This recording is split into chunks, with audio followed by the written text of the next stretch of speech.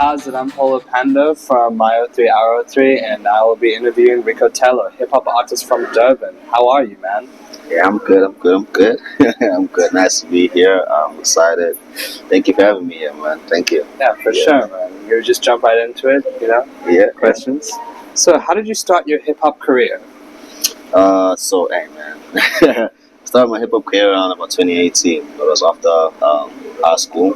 That's the time where I actually got opportunity to start recording, making music. That's actually where I fell in love with this. I actually got a plug from a friend that I was in high school with. So got a studio, and ever since like I recorded my first song, man, I've been like, I just want to record more music, make more music. So yeah, ever since. But I always had love for hip hop before. Inspiration from Lil Wayne, early Drake. So those times, But I feel like when I started making music, it's more of inspiration from my side, where like South Africa side, what I mean. So that Nasty C's, KO, Casper, 2016, 2015 times. So yeah, but that's when I started making music, 2018. So a couple years later, if you calculate, yeah. Interesting. Yo, so you've been in the business for a while now, man. Yeah. Nice. Yeah. So, during that time of creating music and collaborating, what has been a career highlight for you? There's a lot. There's a lot. Name one that really sticks out to you, Um, something you can like remember back and smile. I would say, in terms of music, like it's always wanting to grow, and where I've started, I would say like for a few years, man, I wouldn't say I was actually dope, but when I was making music, That's having I was fun. trying. But these guys at the Frequency Inc., they're my brothers, they came through from PMP. We started making music together in 2021. So it's one of the highlights because it's like it grew me as an artist from working with them, with the producer. Shout out to TM Beats, shout out to Asens, one of the guys. Shout out to Major Legs, one of the guys as well. So working with those guys, like locked in the studio, even not dropping music, but just for like a year of just working, having sitting with a producer. For me, it was the first time, like actually staying with a producer where you can just get a beat today. You want a beat, you get it today instead of just downloading beats and asking for it. So it built me as an artist. So I feel like it's one of the highlights because I'm here right now because from that opportunity that I used to grow as well, and I'm still growing now. So yeah, but it's a lot, man. But shout out to my brothers, man, from PMP, the Frequency Egg, man. Shout out to them. So they're one of my highlights. Other highlights, man, is big, like working at a lot of artists. I don't want to mention a lot right now, but another person I like to mention is Dust Beats. Dust Beats, a very, very dope producer, talented as well. He's working with a lot of big artists as well. He's also a highlight for me because we've worked a lot together. So he also has an impact in my career. So I'll give him that as well because, I respect producers, man, a lot because they give you an opportunity as an artist to be creative, do your thing, and expose yourself. So yeah, shout out, man. Yeah, that collaboration is something really interesting I see in like trap music and like hip hop. I love it. You got the artist and the producer like collaborating on this thing, and like True. there's this like relationship and friendship going on. It's so sick to see. True. Yeah. True. That's very interesting. Yeah. Man. So you mentioned that you've worked with people in the past. What's your next how do I say big collaboration? What's your next big creative project with someone? This year, I'm working on an EP. I'm working on an EP with Sipum Cheetah. He's a producer. He's a hip hop DJ. I wouldn't say hip hop, but a DJ. He does a lot, not just hip hop. But yeah, he's my friend, very good friend, producer. Working on an EP. He's the one who came up with the idea, like, yo, let's work on an EP. So that's something that I'm looking forward to that we're going to be dropping. So I feel like the people should look forward to that as well. With a few features, I worked with OP this year, OP Magic. One of my another highlights as well. OP Magic. I was in studio with him actually yesterday. Worked on another joint as well. That was fire. So I might drop something with him before end of the year. I can't promise. I might drop something with somebody else as well who's also in a high emotion. So I'm not too sure. I don't want to promise anything right now. The focus is the EP. The EP, and also, man, with the tour we had with the Delays, we're also dropping something as well in October. So you should look forward to that. The name of the song is Issue. produced by Dust Beats. 04 is on that. Pete Dog Amazing is there. So yeah, man, the guys from the camp is there. Shout out to Gray as well. So yeah, it's crazy. It's gonna be crazy. It's awesome, man. Yo, can you tell us the name of the EP or like anything about it just yet? Or are you keeping that under lock and No, I key? can tell you. I can tell you. Okay, Well, it's coming through close. Yeah. Long Walk to the North, No Way Back. So basically, my understanding, Long Walk to the North is basically, like the time it took for us to, or the time it's gonna take for us to become like great, become superstars. Like I want to become a superstar one day in this hip hop stuff, so or in this industry. So that's how I relate to it. And then No Way Back, basically, it's like, yo, we're doing this thing. There's no turning back. So with the music that we curated as well, it's from the inspiration, like where we come from, what we're going for, what we want. It's 6 songs, 5 features, dope beats, dope production. Dust Beats also credited as one of the producers on there. Sipum Chita produced the whole thing, and I'm each and every song, obviously. It's a I got Asen, he's on 2 joints. That's my brother from the Frequency Inc. I got Xander, and we got a single coming through soon as well, Mama Sita with Buddha. That's for one for the ladies with some trappy vibes. I get you. So I mean, the EP is what I'm looking forward to. Got cool, but yeah. So you're originally from PNB or Durban? Durban. Durban. Yeah. So what's something special about Durban? What's special about Durban is a lot.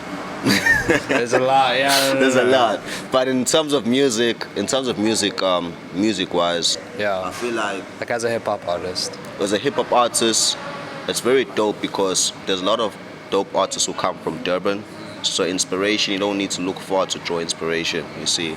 So a lot of artists, like you can be an artist today, maybe a year later is somebody big, like in the hip hop industry. That's how crazy it is, and it actually does happen, So I feel like that's something good about it because there is no opportunities where we go to gigs together, we perform together, we work together, we connect together, we make music together, So that's always like the motion, even though sometimes it does get quiet. I mean, as artists, you get your things, some others do their own things, but I feel like as Durban, that's what I always liked about it. Like we always had the motion. Shout out to Fearless G. He does events that brings the artists together, to come and showcase your stuff. Shout out to also what they DBZ in Delays. That's one of the examples of how artists came together. Shout out to Ilsam and Friends. Ilsam and Friends, another person who's also another artist. Who's also doing events, putting like artists together, to perform. So these events, they actually do wonders because we get features from there, we get other work from there. So yeah, it's cool. So that's what I actually like about Durban, man. That as an artist, like we get to work together, we get to push this as a movement. Yeah. It's that connection and that being able to like meet up with people who share the same mindset. Exactly. Yeah. And I mean, it's always crazy. Like, I feel like the more that you do it, the more that you meet people who are also wanting to do it as much as you want to do it, like who's more focused, so it's always crazy like that. Like I can sit a whole day and speak about how it just separates. Like you start off, we all have this, we all want to do it, and then it all has a level of interest, I say, or level of dedication, or how much you really want it, and then some get left behind, some they come through with, some you meet. So yeah. That's cool though. Like as good as the Durban hip hop scene is, I'm sure. Like, what's something you would change about it though? Why? And why? I would say I'm not that out there according to paying attention to things I don't really like about Durban, But I would say more events. I'd say more events, not just events by the same people, but whoever wants to I want to do an event. I feel like they should go there and start something, go out there and start something, Maybe they could eventually do something that's big, next big hip-hop event in Durban. But I'd say more events. I'd like to see more collaborations between artists that we really see are making motion, It's always good for you to work with your clique, but sometimes also expand and work with other artists. Maybe good for you. Maybe just one song working with somebody outside your clique can be your next big song, I think that what's something that happens a lot where everybody works with their clique, which is not a bad thing. I mean, if you're making good music, keep doing your thing. Also use an opportunity while we're still here together, like to work together. Yeah, maybe that's something I would change. Besides that, man, I'm happy with what I see. I'm happy because I'm too focused on what I do. You see, so I'm too focused on what I do. But I respect like everybody that's doing their thing, man. As long as we're contributing to the culture for hip hop, we're not gonna always speak about Ricco Tello, but what about the hip hop? What about like the people who are listening? You know, so yeah. Yeah, I think a good example of that like thing you said where people go out of their clique is Peg. He's been doing a lot of work with Pilgrim Soup. They're like a rap rock band. Is that like a good example of that? Yeah. It was crazy because we spoke about Peg actually before the interview. Like I like the way he does. Like he's crazy. Like he's like with us. He's trapping. Next minute, like you see him doing like work with Pilgrim Soup. Next minute, you see him doing work with maybe you see him rapping and this thing called Zakwe's events as well. He was doing this Hood versus Hood. So there you have to come through with the bars. Peg will be there, coming through with the bars. You tell him to trap, he'll be there, he'll be trapping. You tell him to come this side and do that. So that's actually good. That's stepping out your comfort zone, and doing what you learn. I'm pretty sure he's been doing this because he tapped into it. So. It's dope. But yeah, shout out to Peg, man. She got a few songs with Peg. Seriously? On the EP or like separate thing? Man, that's not an EP. I'd say that's not on anything on my end or his end as yet. We haven't confirmed. For now, I feel like the opportunity we've just made music, but it will drop on the right time. Okay, fair. It will drop at the right time. You really push yourself on social media by like posting visualizers, clips of your songs, and just promoting your music in general. How would you say you do that? And does consistency play a role in that?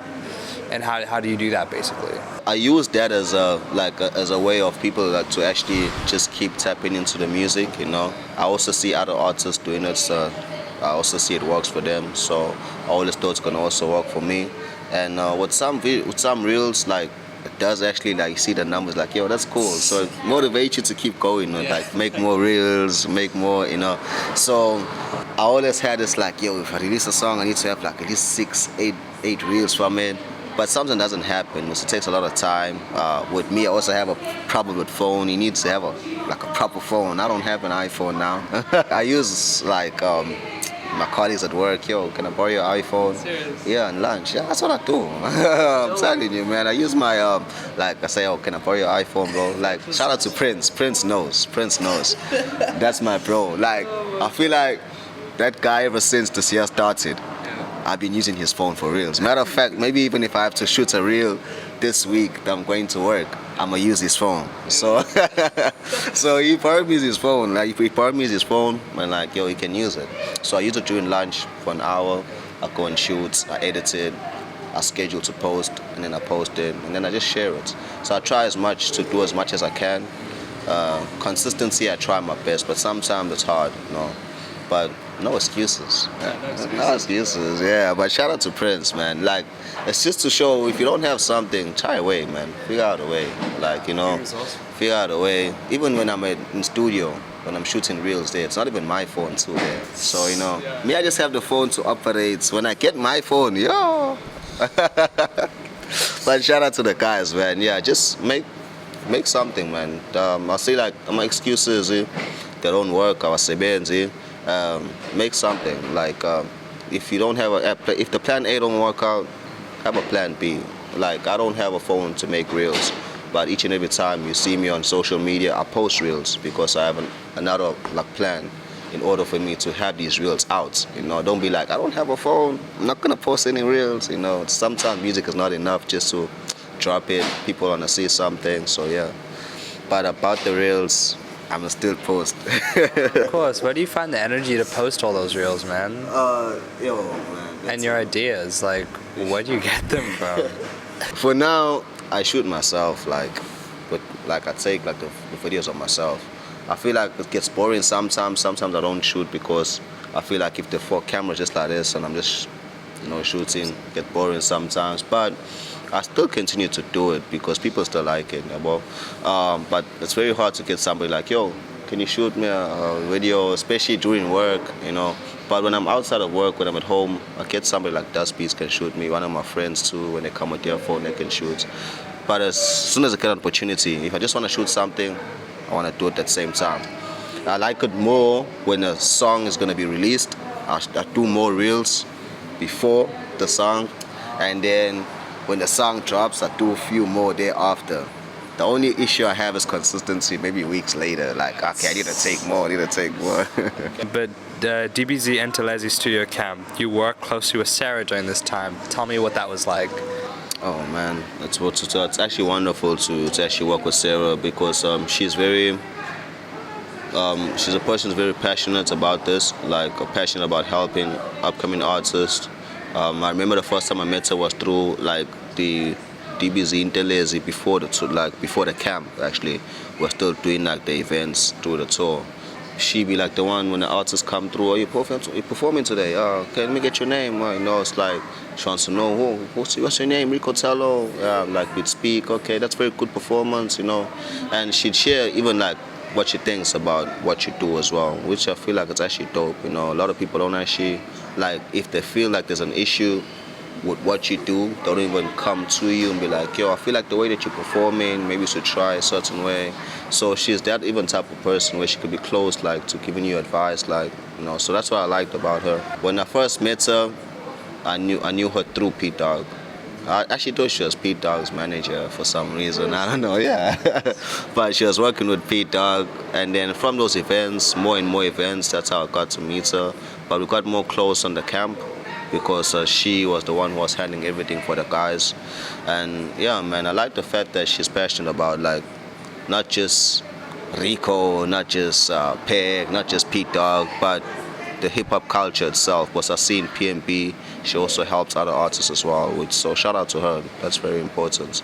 Very good thing as well, because we need that support, to be honest. Sometimes as rappers we be like, we don't need this, but sometimes we need that person who can hook you up. Like today I woke up in the morning, she was like, there's a podcast interview that's happening, do you want to be part of it? I'm like, definitely, you know, definitely. Next thing I got 4 cameras looking at me, I'm sitting at a podcast interview. So you know, that opportunity don't just come through where someone just considers you. So shout out to her. Yeah, I appreciate it. Yeah. Someone gives you like, hey, here's a platform. Yeah, there's a platform. It's a bad idea to reject it because like, you know, only good things can come from like, you know, someone trying to push your name.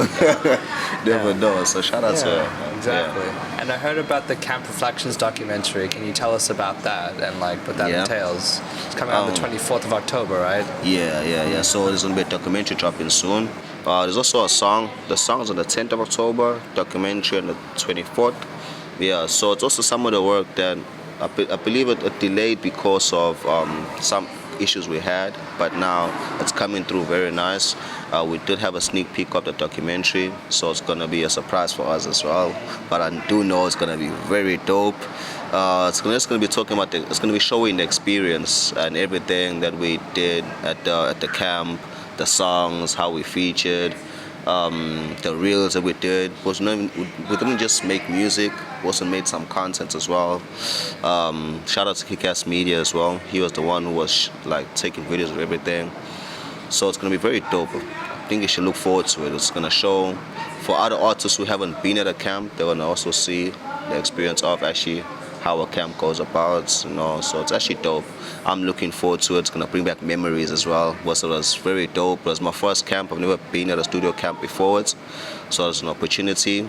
I remember I really worked that time because I was like, I'm excited. I'm a person who, if you love something and you're given an opportunity to do it, if you're excited about it, I do it like, you know, a lot. So the camp was very nice because of that. There's like 2 studios. You can record now. You go, you record again, relax, record. So it was very fun. So yeah, you should look forward to that. And the song as well, Issue, one of the songs from the tape. When's that coming out again? Issue? 10th of October, Issue. 10th of October. Once again, produced by Dust Beats. 4 is on there. Pete Dog, amazing. Myself, Ricco Tello, and as well as Gray. So yeah, great. Yeah. That's gonna be crazy. So I'm assuming you have like a lot of like hip hop like scene friends and stuff. Yeah. If you had to choose one guy to take to war, who would it be?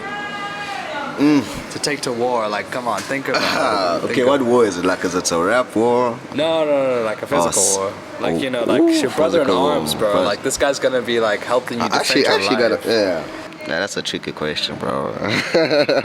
But my brothers know, man. I think I'll take Lex. Lex. Yeah, Major Lex. Yeah, he's one of my friends, like one of my friends from the Frequency Inc., as I've mentioned. We had a more of a closer relationship because we worked together at a call center. He's no longer there now, so we travel together a lot. So he knows me a lot more compared to the other guys. I'll take my bro to war. I know my bro won't slide for me. Word, dog. Yeah, what's your favorite food? Like, what's your favorite, like, Durban, KZN food? Like, bunny chow, boerewors, like... I'm a meat person, bro. I'm a meat person. She's a bro. I'm a meat person. When I'm in Mlazi, come dada. That's where we go. Get some meat, some alcohol. I get you. But yeah. I'm a meat person. But I'm also a bunny chow person. But I was more of a bunny chow person as a kid because at that time I sustained went with curry, hot food and stuff like that as well. So that's where I got my taste of like, yo, bunny chow, mutton bunny. It was crazy. But after that, it's meat. Just like meat. Shisanyama. Let's go. Bread, shisanyama. And you know, get some beers. Yeah, but yeah. Thanks for giving us your time, dude. It's been a pleasure interviewing you. Yeah, I appreciate being here. Shout out to My03. Shout out to yourself for interviewing me. And man, just keep looking out for Ricco Tello. One day, if not this year, maybe next year. If not next year, maybe the following year. But yeah, man, I'm wishing success for like My03, like to continue doing this, like, but also meeting other artists who are dedicated as well. And I appreciate the opportunity to be here. Yeah. Thanks for your time, bro. Thank you, man. My 03, 031.